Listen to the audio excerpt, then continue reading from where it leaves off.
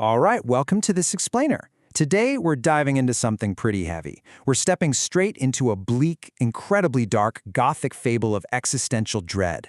We're going to explore the mind of an archetype known as Cynos, or the Last Thinker. See, Cynos was born of a cosmic mind, which is this flawless, geometric web of pure rationality. And because of that, when Cynos looked at the messy, decaying reality of our universe, he didn't feel awe. He felt absolute revulsion. To really understand his descent into this obsession with absolute order, we actually need to step inside his head. We need to hear his voice. So picture Cynos speaking. He says, "I look upon the cosmos and I do not see a miracle. I see a cosmic illness. The withering of flesh, the burning out of stars. The wild freedom of creation and this grotesque natural cycle of life and death. It is an insult. A relentless, unpredictable chaos that sickens my sense of logic. This universe is infected with impermanence, and the dread of that decay consumes me." Now, to really grasp that level of terror, it helps to view it through a deeply fatalistic Nietzschean lens. Basically, it's the classic struggle between the Apollonian and the Dionysian. The Apollonian drive is the one that completely craves rigid, geometric order and strict boundaries. The Dionysian, on the other hand, is the chaotic, unpredictable, super messy vitality of life itself. Cynos is what happens when that Apollonian drive is taken to its most extreme, terrifying conclusion. He doesn't see Dionysian chaos as the necessary spark of life, he literally sees it as a malignant tumor that has to be completely cut out of reality. If we look at this through the structure of a Fichtean dialogue, this right here is his thesis, and it's a terrifying declaration. He basically says, "I will cure the cosmos with pure reason.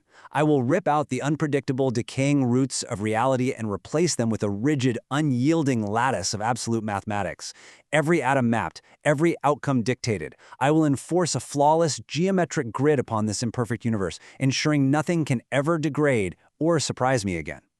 But here is the massive, devastating trap of absolute rationalism. When you carry extreme logic out to its absolute endpoint, it completely wipes out the very essence of mortal existence. In the process of eradicating chaos, you're systematically stripping away the foundations of empathy, emotional depth, art, and all that erratic beauty. By trying to mathematically sanitize the cosmos, pure reason destroys the vulnerability and the unpredictability that actually makes life worth living in the first place. So this sheer inability to tolerate natural aging or transformation builds up into a profoundly dark authoritarian impulse. It becomes this demand for total unquestioned control. He says, "I will freeze the cosmos into a monument of eternal stasis." Think about that. Rather than just letting systems naturally evolve or eventually die, the goal is to literally stop time, to hit the pause button for all of eternity, living under this total delusion that freezing the universe somehow preserves it. He's completely blind to the fact that this kind of preservation is actually absolute destruction. The source text actually digs into something really fascinating here, the philology of tyranny. It traces the underlying language and the psychological roots of authoritarian control. And if you look throughout history, the architecture of tyranny so often stems from this exact same existential fear of decay. It's this desperate, ultimately destructive desire for eternal preservation. When systems just can't handle natural evolution, or descent, or the inherently messy reality of human societies, they try to force an unyielding order. They try to freeze civilization right where it is.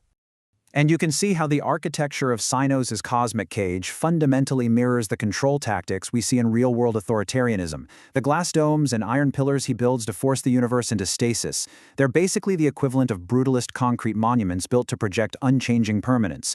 Both of these approaches rely heavily on stifling art, silencing dissenting thought, and enforcing rigid social control.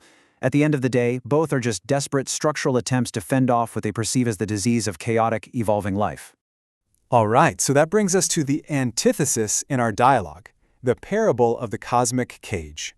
This is where we get the story of a master architect. Now, this architect deeply loved a vibrant forest, but he was absolutely terrified by the sight of rotting leaves and dying wood.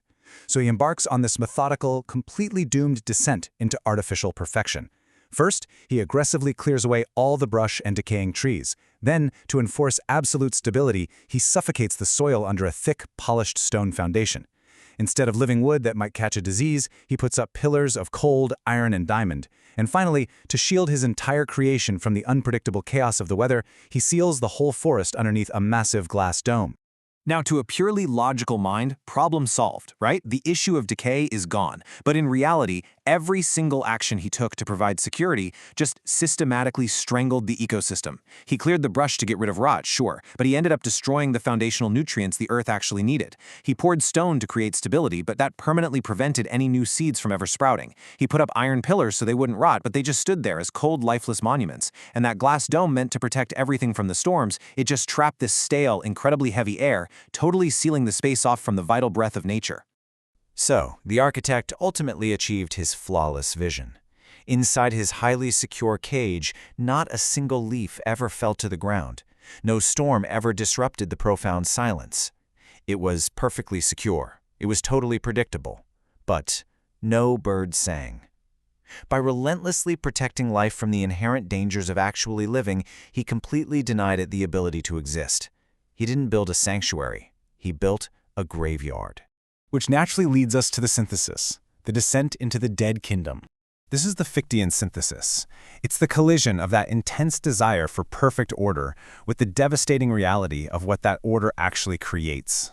Sinos' logic was mathematically flawless, right? Yet the final collapse wasn't some fiery, dramatic ruin. It was just a quiet fade into a silent, entirely lifeless realm.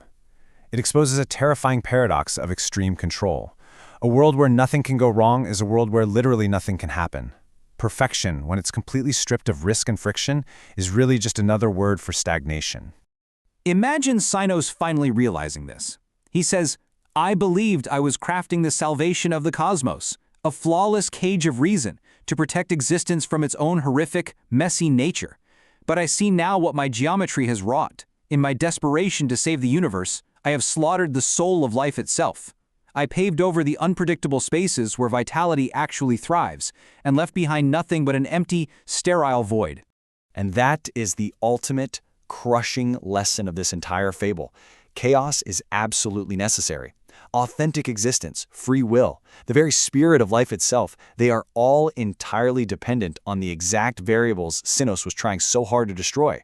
Structural danger, the sheer unpredictability of tomorrow, the constant looming risk of failure, these aren't cosmic illnesses. They are required. Because without pain and change, there is zero mechanism for spiritual growth. That Dionysian chaos is the vital, beating engine of existence. Having tried to conquer death by preventing change, the last thinker finally understands that attempting to freeze existence only ensures that it never truly begins in the first place. Completely hollowed out by the absolute ruin his hyper-rationality caused, he drops this final, chilling truth. Order without freedom is merely a beautifully designed tomb.